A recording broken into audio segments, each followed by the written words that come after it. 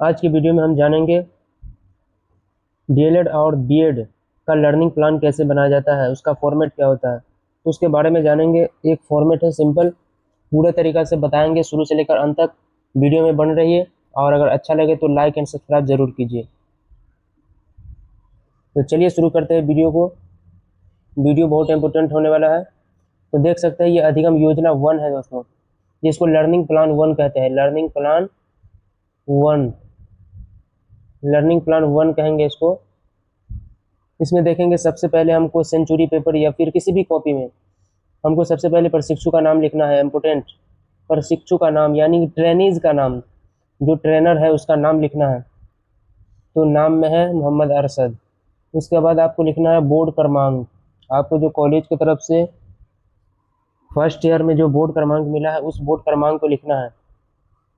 Board क्रमांक को लिखने के बाद आपको वर्ग क्रमांक लिखना है, क्लास का वर्ग क्रमांक। उसके बाद आपको विद्यालय का नाम लिखना है। विद्यालय का नाम, कौन सा विद्यालय का नाम, जिसमें आपको SEP में स्कूल जो आपको मिला था 4 मंथ पढ़ाने के लिए, वो स्कूल का नाम लिखना है। उसके बाद जाकर के आपको कक्षा का नाम लिखना है, किस कक्षा में आप पढ़ाए, और क्लास लिखना है।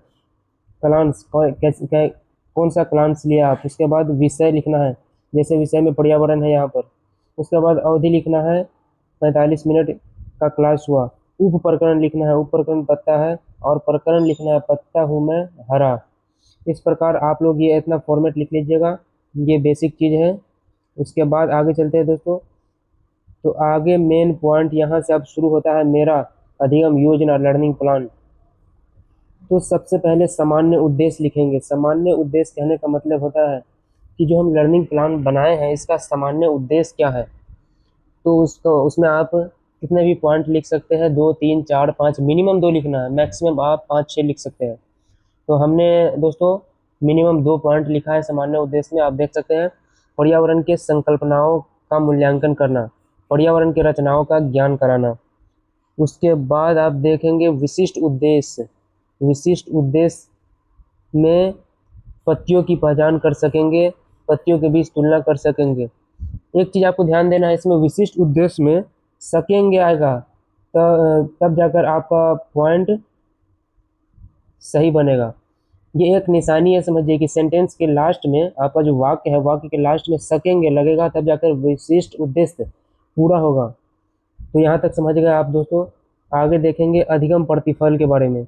अधिगम प्रतिफल यानी कि बच्चा जो सीखा, अधिगम मतलब सीखना होता है, सीखा उसका प्रतिफल क्या निकल कर आया, आउटपुट क्या निकल कर आया, उसके बारे में देखेंगे। बच्चे विभिन्न पत्तियां के बारे में जान सकते हैं कि सभी पत्तियां की आकृति अलग अलग होती है। पत्तियां हरी तथा अन्य रंग के भी हो सकते हैं। यानी कि आपका जो प्रकरण है उसके बारे में लिखना है। उसके बाद आगे देखेंगे अधिगम प्रतिफल के संकेतक।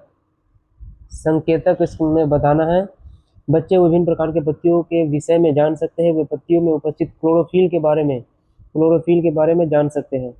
उसके बाद यहाँ तक हो गया दोस्तों। आगे देखेंगे पूर्व ज्ञान। जब बच्चा स्कूल आता है औपचारिक शिक्षा प्राप्त करने, उससे पहले का पूर्व ज्ञान को जांचना है, बच्चों को पूर्व ज्ञान कैसा था। तो यहाँ पर लिखे है, एक इस स्टूडेंट ने लिखा है, बच्चों ने बहुत प्रकार के पत्ते देखे हुए हैं। बच्चों ने बहुत प्रकार के पत्ते देखे हुए हैं। उसके बाद आपको लिखना है शिक्षण सहायक सामग्री। शिक्षण सहायक सामग्री यानी कि TLM, टीचिंग लर्निंग मटेरियल। जो शिक्षण के दौरान TLM का उपयोग किया जाता है शिक्षण को सुविधा और आसान बनाने के लिए, और बच्चों को आसानी से समझ में आए इसलिए। तो विभिन्न प्रकार के पत्तियाँ, रंग, चौक, श्यामपट्ट, ये सब टीचिंग लर्निंग मटेरियल, डस्टर, ये सब टीचिंग लर्निंग मटेरियल के अंतर्गत आ जाता है। उसके बाद है शिक्षण बिंदु। शिक्षण बिंदु, टीचिंग शिक्षण बिंदु, यहाँ पर भी है टीचिंग पॉइंट। छात्र अध्यापक क्रियाशीलन यानी कि प्रशिक्षु क्रियाशीलन, प्रशिक्षु को जो काम किया उसको इसे यहाँ पर लिखना है। शिक्षण बिंदु इसमें लिखना है, और प्रक्रिया बिंदु इसमें लिखना है। ठीक है, तो आइए देखते हैं। सबसे पहले प्रस्तावना लिखना है, प्रस्तावना। उसके बाद यहाँ पर लिखना है पत्तों का रंग हरा क्यों होता है, क्या सभी पत्ते हरे रंग का होता है। प्रकरण कथन में लिखना है, बच्चों आज हम लोग पक्षियों के बारे में जानेंगे। जब हम शुरुआत में कैसे जो स्टेटमेंट देते हैं उस हिसाब से। उसके बाद कठिन निवारण, कैसा विधि है, प्रश्नोत्तर विधि, उसको लिखना है। पत्तियों का रंग हरा क्यों होता है, उसको लिखना है क्वेश्चन बोध प्रश्न में। पेड़ों का भोजन कौन बनाता है, आपने कौन कौन से रंग के पत्ती देखे हैं। तो दोस्तों यहाँ अब आगे है छात्र क्रियाशील पट कार्य, वो था शिक्षक क्रियाशील, यानी कि ट्रेनीज का नाम, ट्रेनीज का क्रियाशीलन, यहाँ पर बच्चों का क्रियाशीलन होगा। तो बच्चे क्या कर रहे थे, आप जब पढ़ा रहे थे, लर्निंग प्लान बना रहे थे, उस वक्त बच्चा क्या कर रहा था स्कूल में, उसको लिखना है।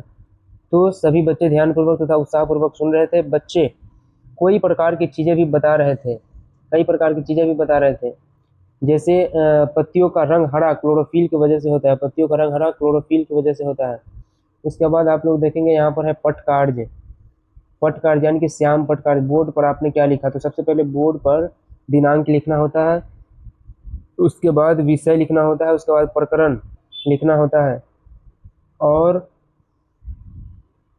आप चाहे तो चित्र भी बना सकते हैं जो प्रकरण है। उसके बाद है मेरा पॉइंट निष्कर्ष। निष्कर्ष में है, इस कक्षा में हमने जाना कि पत्तियों हरे रंग की होती है, पत्तियां का रंग के अलावा पत्तियां दूसरे रंग की भी होती है, जैसे लाल पीला रंगों का। उसके बाद आ जाता है हमारा मूल्यांकन प्रश्न, इवैल्यूएशन प्रश्न। पत्तियों कौन कौन से रंग होती है, पत्तियों का रंग हरा क्यों होता है। उसके बाद है क्या उपचारात्मक शिक्षण की आवश्यकता है, यानी कि जो हमने पढ़ाया उसके अलावा भी किसी शिक्षण की आवश्यकता है, तो नहीं है तो नहीं। उसके बाद आपको गृह काम देना है बच्चों को, गृह कार्य, गृह काम बच्चों को देना है विभिन्न प्रकार की पत्तियों का अवलोकन करने के लिए, पत्ते कौन कौन से रंग के होते हैं सो लिख कर लाने के लिए। उसके बाद नीचे में बाएं साइड में, लेफ्ट साइड में प्रशिक्षु का हस्ताक्षर होगा, और राइट साइड में मेंटर का हस्ताक्षर होगा। तो दोस्तों ये एक लर्निंग प्लान का फॉर्मेट था।